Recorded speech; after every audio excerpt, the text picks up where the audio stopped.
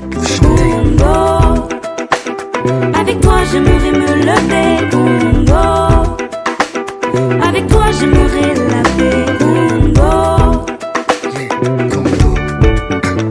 Congo, avec toi.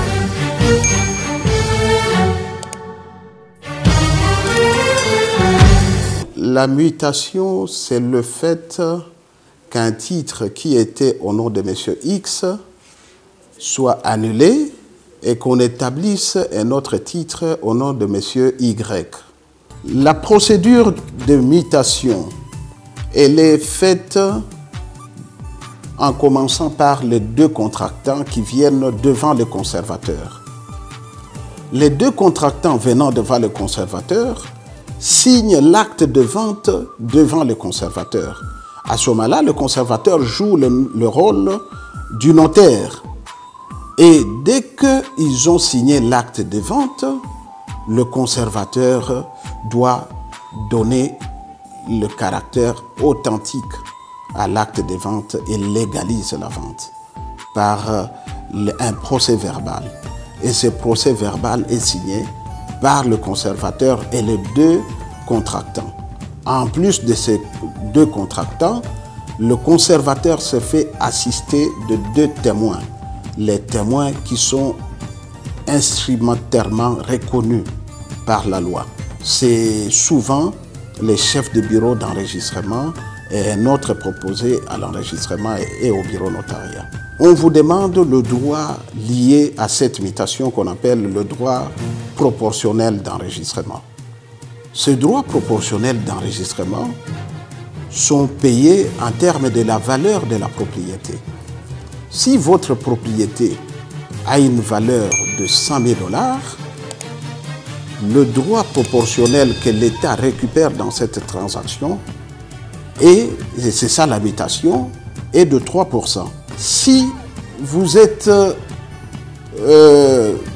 bénéficiaire d'une parcelle, du fait que votre père, votre mère, propriétaire du certificat, est mort, est morte, vous devez passer à la mutation, mais cette mutation, elle n'est plus entre vifs, elle est faite pour raison de décès. Cette mutation est revue à la baisse. Cette mutation est de 1,5% de la valeur de la maison. Mais ils sont nombreux qui, lorsqu'ils ont fini la transaction de vente, gardent les titres du vendeur. Mais lorsque vous gardez les titres du vendeur et que vous n'allez pas vers le conservateur, mais votre vendeur peut venir chez le conservateur déclarer ce titre perdu. Et une fois que ce titre est perdu, le conservateur va lui dire « Allez faire cette déclaration dans un journal de la place ». C'est bien beau, mais dès qu'il a fini de faire cette déclaration, il revient chez le conservateur annule les titres déclarés perdus et il lui donne un autre certificat. Donc on n'a aucun intérêt, lorsqu'on a réalisé une transaction de vente ou d'achat d'un immeuble, de garder l'ancien titre de votre vendeur. Il y a 3 types de mutation. C'est réglementé par l'article 220 de la loi foncière. Par décès d'abord. Lorsqu'il y a un cas de décès, vous devez aller vers le conservateur, bien sûr, après une certaine procédure, pour obtenir la mutation. La mutation est faite entre vifs lorsque vous et moi, de notre vivant, nous décidons de passer une transaction immobilière. C'est ça la mutation entre vifs.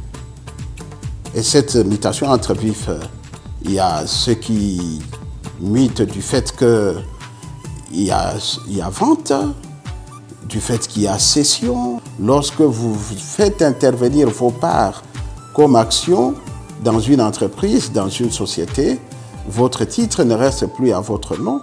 Votre titre est muté au nom de la société et c'est aussi une mutation. Du fait qu'il y a legs, mais c'est ça la mutation entre vifs. Le troisième type de la mutation, c'est la mutation lorsqu'il y a une décision judiciaire. C'est-à-dire que Il y a une mutation qui oblige, qui demande au conservateur de procéder à la mutation. Le conservateur doit se rassurer à ce moment-là que cette décision est définitive, elle est irrévocable, elle est coulée en force de choses jugées. Celui qui peut vendre une maison ne peut être que le propriétaire. C'est quand le propriétaire est porteur d'un certificat d'enregistrement. Tant que vous n'avez pas le certificat d'enregistrement, normalement, vous ne devriez pas vendre. Vous devez aller chez le conservateur de titres immobiliers pour qu'on vous établisse le certificat d'enregistrement. À ce moment-là, vous devenez propriétaire et aussitôt que vous êtes détenteur d'un certificat d'enregistrement, vous pouvez vendre.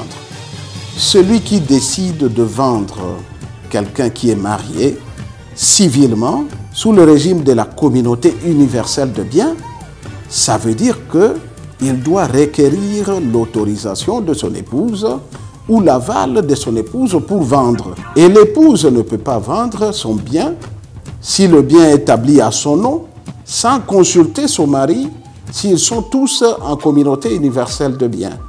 Mais si vous êtes un enfant, vous avez eu le titre de votre père, vous l'avez subtilisé à la maison, vous allez demander une procuration spéciale du propriétaire pour vendre.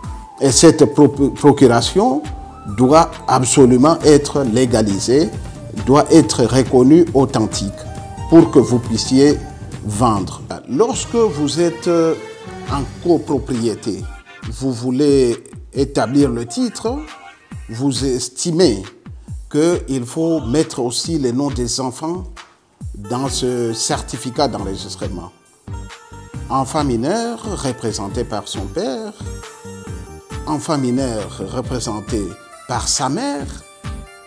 Mais une fois que cet enfant a 18 ans, il est copropriétaire à part entière. Il n'est plus représenté lorsque on doit procéder à une vente. C'est à ce moment-là que vous, parents, lorsque vous voulez vendre votre propriété et que dans le titre, dans le certificat d'enregistrement, vous êtes en copropriété avec vos enfants qui sont devenus adultes, majeurs, à ce moment-là, à 18 ans, dès le lendemain du 18 ans, vous devez obtenir son autorisation pour vendre. Voilà pourquoi, pour la plupart des cas, nous conseillons aux parents de faire très attention à cela. Parce que lorsque vous avez fait établir le titre au nom de votre enfant, mineur à ce temps-là, lorsqu'il a 18 ans, cet enfant devient propriétaire. Il peut disposer de ce bien, même si c'est votre maison dans laquelle il est né, cet enfant, aussi longtemps que le titre est à son nom et qu'il a dépassé 18 ans, l'enfant est propriétaire de cette maison et il peut bien disposer de cette maison sans votre accord. Les enfants mineurs qui sont représentés par leurs parents, lorsque il y a une vente, ces enfants, on ne sollicite pas leur procuration ou leur avis. Comme ils sont mineurs, ils sont sous tutelle des parents, ces enfants n'ont pas besoin d'accepter ou de refuser de vendre. Mais dès qu'un d'eux a 18 ans, vous devez consulter celui qui a 18 ans parce qu'il doit agir et il doit donner sa procuration pour vendre. Ici à Kinshasa, tout le monde veut mettre le titre au nom de l'enfant. L'enfant encore mineur, mais il faut tenir compte que c'est sa propriété. Donc dès que vous demandez au conservateur à la mutation d'établir le titre au nom de l'enfant, c'est la propriété de l'enfant. Et une fois majeur, 18 ans, il est propriétaire et il peut poser les actes. La mutation vaut son pesant d'or. C'est vrai que les gens se disent « Je viens de sortir l'argent pour acheter. Comment encore dois-je aller devant le conservateur pour dépenser davantage ?» Mais l'État congolais vous rassure du fait qu'il vous donne votre titre. Il vous donne votre nouveau titre. au lieu de garder un titre ou au lieu de vous promener avec un titre qui, en fait, n'a pas été vérifié authentique chez les conservateurs. Donc, j'invite ceux qui nous suivent à s'approprier cette compréhension de la mutation.